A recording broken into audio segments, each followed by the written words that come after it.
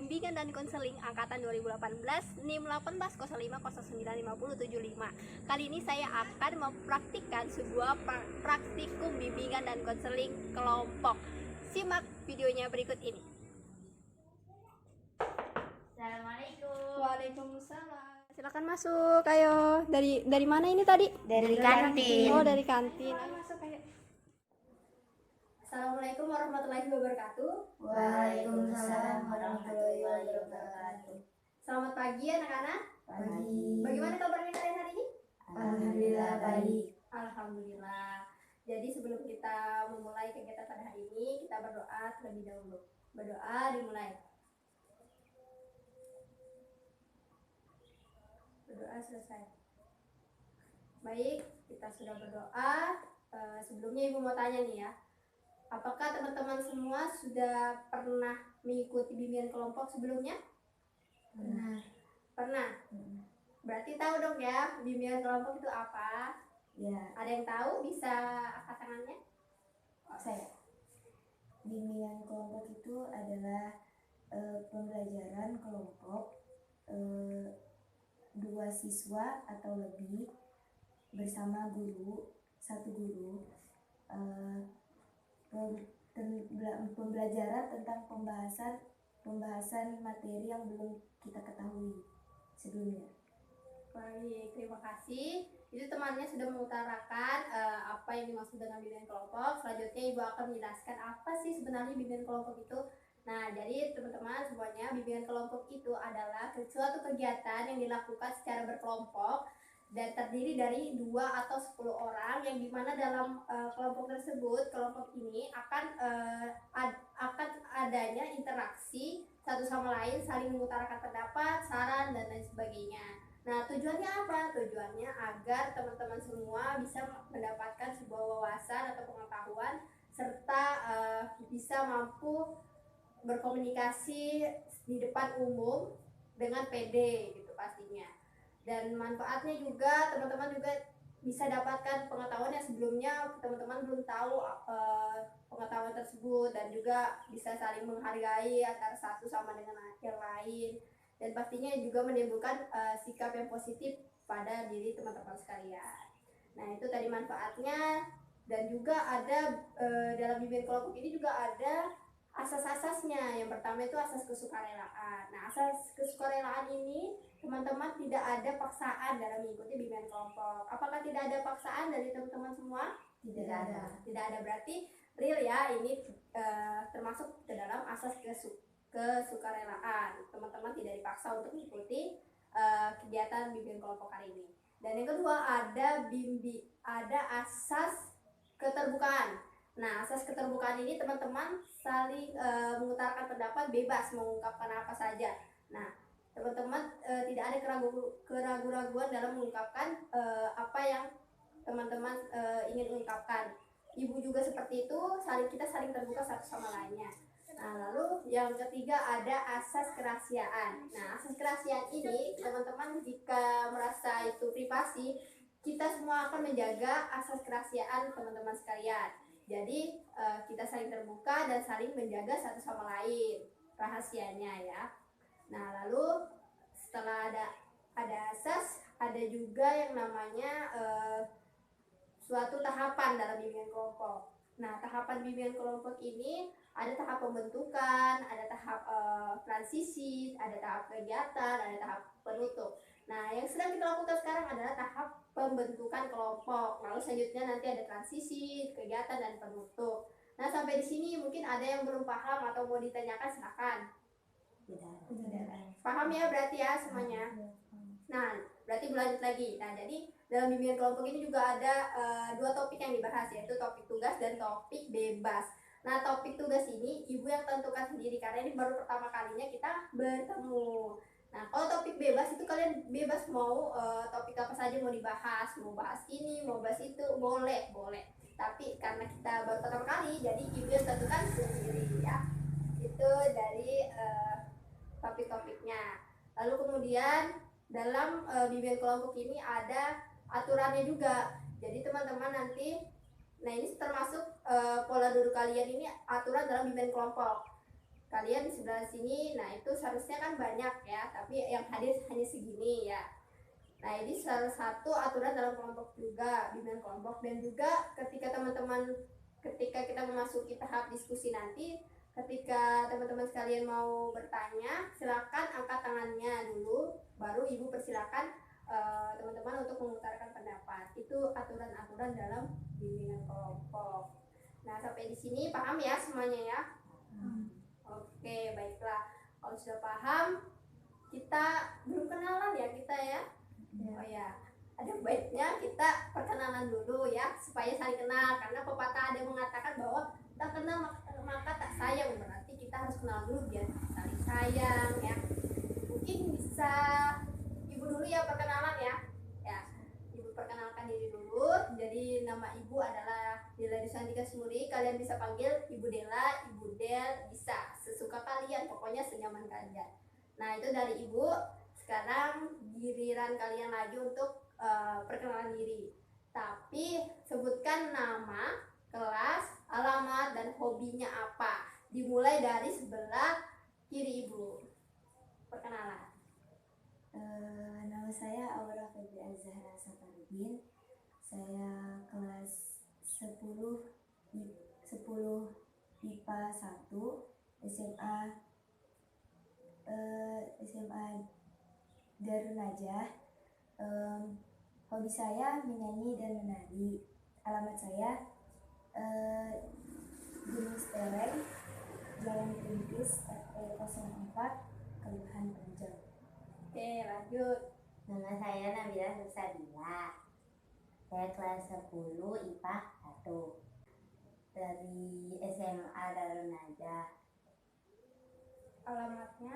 Alamat saya Jalan Provinsi RT 1. Saya Septia Nuraini, kelas 10-2 SMA Darun Najah. Alamat Jalan Provinsi RT 2 Kilo 2 Penajam Pasar Utara. Hobi bermain bola. Wih, bermain bola. Nah, jadi semua teman-teman sudah saling kenal ya. Ini tadi namanya siapa? Sela. Sela. Nah, tadi Sela ini namanya siapa? Nabila. Nabila. Nah, jadi sudah saling kenal. Ibu harap setelah pembimbingan kelompok ini selesai, kalian kalau di luar saling say hello ya, biar ramah gitu terhadap temannya yang walaupun bukan sekelas. Nah, jadi sebelum kita masuk ke tahap kegiatan inti, ibu mau berikan games dulu. Nah, ada yang mau games? Ya. Nah, jadi games ini sangat tidak sulit ya. Jadi kalian bisa ikuti instruksi ibu ya. Jadi ini apa? Ini adalah jari dan telapak tangan ya. Nah, jadi teman-teman sekalian, ibu akan menggunakan 4 jari saja. Nah, jadi 4 jari ini ada masing-masing kata-katanya. Jadi kalau menunjukkan angka 1 berarti instruksi katanya adalah pagi. Ya, pagi 1. Kalau 2 adalah siang. Kalau 3 adalah sore dan kalau 4 adalah malam. Ya, bisa dimengerti semuanya? Jadi ada pagi, siang, sore, malam ya. Nah, tapi bukan hanya ini, melainkan nanti ada tahapannya juga. Jadi awalannya ibu bilang begini, pagi, siang, malam, sore. Baru kalau ibu sudah berhenti, ibu mengucapkan siang malam, kalian langsung gesit ya. Siang malam berarti 4 sama 3. 2 ya. Nah, kalau misalnya pagi-pagi. Nah, berarti malam-malam. Nah, gitu ya. Ngerti ya berarti ya? Atau kita mau latihan dulu atau langsung aja? Langsung aja. Langsung aja. Mantap. Ayo. Jadi siap ya? Ya. Pagi, siang, sore, malam. Pagi-pagi. Malam-malam. Pagi, siang. Pagi, siang. Oh begini. Ya, tadi ada sempat salah. Oh, kita ulangi lagi ya, Ayo kita ulang. Sudah siap ya? Siap. Pagi, siang, sore, malam. Siang-siang. Pagi-pagi. Pagi malam. Oke, tahan. Siang-siang, pagi siang, sore malam 34. Betul semua 34 ya. Siang malam.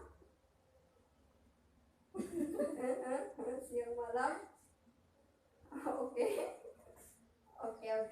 Sekarang ini sudah masuk tahap pertama. Tahap kedua lagi ya. Tahap ketiga final ya.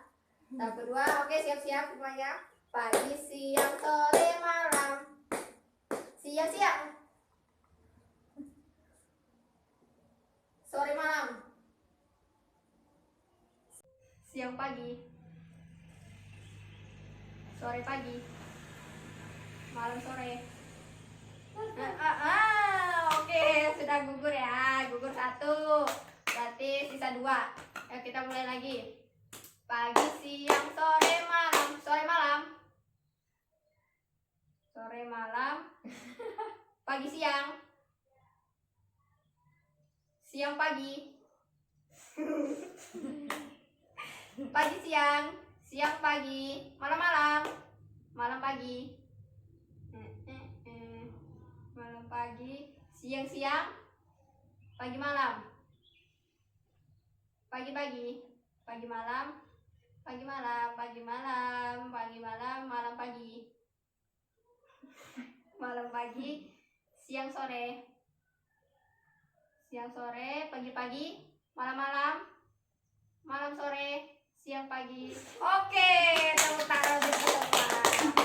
Sudah agak mulai konsentrasi ya teman-teman semuanya. Oke, sebelum kita ke materi, Ibu mau tanya dulu kepada teman-teman sekalian. Sebelumnya kita akan membahas topik mengenai kenakalan remaja di tengah pandemi COVID-19 ini. Nah, sebelumnya Ibu mau tanya kepada teman-teman sekalian, apa sih yang dinamakan remaja itu? Pengertian dari remaja itu apa sih menurut kalian? Ada yang bisa mengutarakan? Silakan angkat tangannya. Remaja itu apa sih? Oke, silakan. Remaja itu bisa disebut anak-anak yang usianya mungkin 15 tahun ke atas. Menurut saya begitu. Oke, itu menurut temannya mengatakan bahwa remaja itu adalah yang lewat dari umur 15 tahun ke atas. Nah, kalau teman-teman yang lain ada? Setuju? Sama. Oke, jadi Ibu akan jelaskan remaja itu adalah, kalau secara etimologinya remaja ini menurut Kamus Besar Bahasa Indonesia adalah berarti mulai dewasa dan juga sudah bisa mulai kawin ya. Itu menurut Kamus Besar Bahasa Indonesia. Nah, kalau itu pengertian remaja. Nah, kalau misalnya kenakalan remaja, pengertian kenakalan remaja, ada yang tahu apa sih kenakalan remaja itu? Kan pernah dengar mungkin dari teman-teman sekalian, apalagi teman-teman sudah beranjak dewasa juga kan, sudah umur 17 tahun semua, sudah kelas 10 ya. Apa sih kenakalan remaja itu menurut kalian itu? Ada yang mau mengutarakan? Ayo. Apa sih? Iya, kenakalan remaja itu apa menurut kalian? Yang kalian ketahui singkat tidak apa-apa juga. Ya, silakan. Kenakalan remaja itu perbuatan yang dilanggar, Perbuatan yang dilanggar yang dilanggar ya, semacamnya lah, kayak misalnya ngerokok ya gitu, minum ya. seperti itu. Nah, ya betul kata temannya. Kenakalan remaja itu adalah perbuatan yang dilanggar seperti merokok, minum dan lain sebagainya. Nah, mungkin ada lagi yang mengutarakan apa sih kenakalan remaja itu? Saya, Ya, kenakalan remaja itu aturan yang dilanggar atau norma-norma yang dilanggar oleh remaja-remaja zaman sekarang ya, seperti tadi contohnya merokok, meminum minuman keras, terus seks bebas mungkin dan lain sebagainya, tawuran dan lain sebagainya gitu menurut saya. nah ya betul yang dikatakan oleh temannya juga, bahwa kenakalan remaja itu ya berupa kayak seks bebas, tawuran, dan juga aturan aturan yang dilanggar dan norma-normanya juga. Nah, jadi betul ya teman-teman sekalian, jawabannya bagus semua. Kalau arti dari pengertian kenakalan remaja itu adalah suatu perbuatan yang dilanggar secara norma susila, asusila maupun norma hukum maupun agama. Nah, kan kita sudah pernah lihat atau pernah dengar sendiri secara langsung kan kenakalan remaja yang terjadi akhir-akhir ini, apalagi di kala pandemi COVID. Itu sudah banyak bentuk-bentuknya tadi seperti yang disebutkan teman-temannya, yaitu kayak merokok, seks bebas, tawuran, dan lain sebagainya. Nah, kalau menurut teman-teman nih, di kala pandemi COVID-19 ini, ada nggak yang kalian temukan contoh kasus dari selama pandemi ini, kenakalan remaja yang kalian temukan selama pandemi saat ini? Apakah ada kalian temukan di sekitar kalian mungkin tindakan kriminal kah atau sebagainya kah? Apakah ada kalian temukan? Merokok. Ya, Sela, apa tadi? Temukan seperti merokok. Iya, merokok. Merokok itu pelajar atau Pelajar. pelajar? Oh, di mana itu menemukannya? Di lingkungan ya? Ya, lingkungan lah. Berapa orang itu biasanya? 1 orang. Oh, 1 orang. Kadang rame-rame juga atau Dia itu merokoknya diam-diam gitu, nah supaya nggak ada yang lihat. oh gitu. Lihat di tempat tersembunyi. Sendirian ya. Itu sering ya kita temukan. Nah, kalau teman-teman sekalian juga ada lagi nggak menemukan kasus-kasus kenakalan remaja menurut teman-teman sekalian di kala pandemi COVID-19 yang menyuruh kita untuk di rumah aja sebenarnya, tidak berkerumun atau dan lain sebagainya? Saya ada sih kayak meminum minuman keras, mungkin mabuk-mabukan di waktu itu lewat dekat rumah saya sih, Kak. Wah, ternyata ada ya di COVID-19 sekarang ini tetap masih ada kenakalan remaja itu, meskipun masih ada corona gitu kan, corona virus ini yang mematikan juga ya, bahaya untuk kita semua, tapi masih ada. Nah, mungkin dari teman yang lain, Nabila ada? Nggak ada. Oh, tidak menemukan ya? Iya. Nah, jadi Ibu akan membacakan sederet kasus saat pandemi COVID-19 yang terjadi. Nah, ini terjadi di Tangerang. Nah, ini sebanyak 12 remaja melakukan sebuah balap liar. Nah, ini diamankan oleh kepolisian juga. Nah, ini berujung juga meresahkan warga dan juga mengganggu ketertiban umum. Itu salah satu contoh bentuk-bentuk kenakalan remaja yang terjadi di pandemi COVID. Nah, lalu selanjutnya ada juga seorang pemuda tewas karena antar kelompok yang melibatkan warga desa juga, diduga juga karena suatu keributan yang terjadi.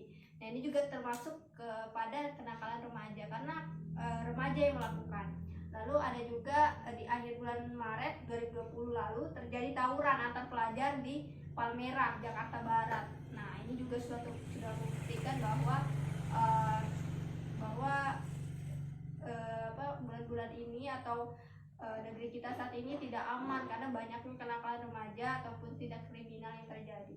Nah, juga yang terakhir ditemukan ada kasus tawuran antar pelajar terjadi di Jalan Tol Cisumdawu, Desa Pekerjaya, Kecamatan Sumedang. Itu pelajar diantaranya itu membawa senjata tajam berupa celurit dan gear motor. Nah, mungkin teman-teman pernah melihat teman-temannya atau bukan temannya atau siapa gitu di jalanan yang bawa senjata tajam seperti itu kan, mungkin teman-teman pernah. Nah, itu termasuk ke dalam bentuk-bentuk kenakalan remaja, entah apa yang dilakukan mereka gitu kan. Nah, lalu sekarang Ibu mau tanya kepada teman-teman semuanya, bagaimana sih cara kita sebagai seorang pelajar dalam menghadapi kenakalan remaja seperti itu kan? Teman-teman ini sudah pada remaja, bagaimana sih cara kita menghadapi seharusnya? Ada yang mau mengutarakan? Bagaimana cara kita menghadapi kenakalan remaja itu agar terhindar dari kenakalan remaja tersebut? Bagaimana? Ya, mungkin Jangan ikut-ikut tren. ya, Tren-tren sekarang itu kan ya aneh-aneh lah. Terus apa lagi ya? diam di rumah, Diam di rumah. Diam di rumahnya ngapain nih? kayak yang ngelakuin hal yang bermanfaat lah, misalnya kalau ada tugas gitu dari sekolah biasa dikerjakan. Terus kalau misalnya ada waktu yang sempat main game di HP gitu. Ya itu dari teman kita ya, menyarankan bahwa jangan ngikutin tren-tren yang ada, kan itu bisa berdampak juga pada diri kita. Mungkin ada yang lain teman-teman, dari Nabila tadi ya namanya, Nabila mungkin ada apapun itu, dari ini Aura mungkin ada. Bisa ya. Ya. Jaga lingkup pertemanan kita, kalau tidak mau rusak juga atau terikut-ikut. Ingatkan juga dari diri sendiri, kalau bukan kita, diri sendiri, tidak ada yang bisa juga melarang-larang, karena ini diri kita, jadi kita harus membatasi diri sendiri. Terus kalau ada kegiatan yang penting baru keluar, kalau tidak ya diam di rumah aja, sebagai peduli kita untuk memutus rantai penyebaran COVID juga. Habis itu ya seperti tadi, mengerjakan tugas atau ada pekerjaan rumah dikerjakan, daripada keluyuran kemana-mana yang tidak jelas mengakibatkan kita sebagai penyebab kenakalan remaja yang lain. Bagus sekali ya jawabannya tadi Sheila dan Aura juga. Ya betul ya, itu salah satu upaya kita dalam menghindar kenakalan remaja, apalagi sekarang juga masih pandemi, kita belum tahu kapan selesainya pandemi COVID-19 ini. Salah satunya dengan menjaga lingkup pertemanan kita, karena kalau bukan kita siapa lagi yang menjaga, kita tidak tahu. Nah ini juga termasuk ke dalam yang Ibu mau jelaskan juga, upaya-upaya yang kita harus mencegah kenakalan remaja itu tadi yang sudah disebutkan juga dari teman kalian, yaitu mengkontrol diri atau self control. Nah ini penting buat kita, karena diri kita lah yang tahu diri kita yang sebenarnya.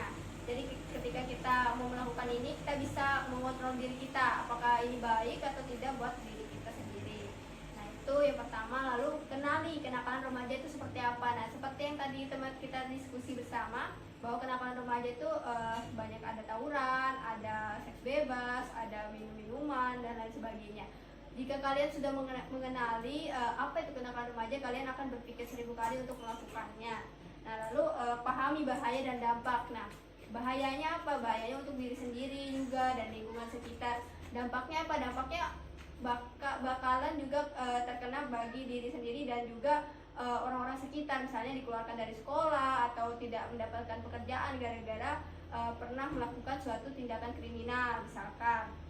Lalu yang paling penting juga pilih lingkungan yang tepat. Nah ketika kita memilih lingkungan yang tepat bagi diri kita, insya Allah juga akan mengikuti perilaku kita. Misalnya kita ada di lingkup yang baik, maka insya Allah kita juga akan bisa berbuat baik. Tapi kalau lingkungan kita tidak mendukung kita menjadi baik, maka kita juga terikut akan menjadi buruk. Nah itu penting juga lingkungan yang baik. Jadi selektiflah kalian untuk memilih teman-teman yang baik buat kalian.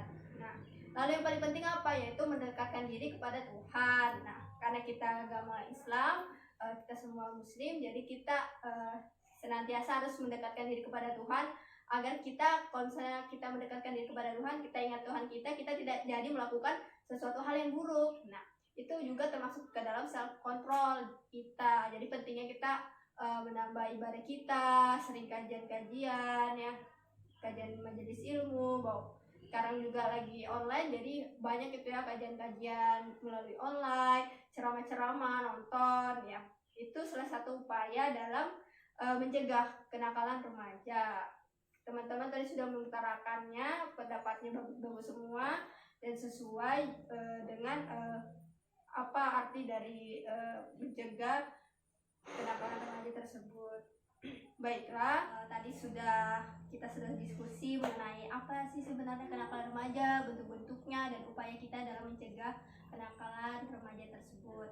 Nah, Berarti teman-teman bisa simpulkan apa yang didapat selama diskusi berjalan tadi. Ada yang bisa simpulkan? Saya. Ya, silakan.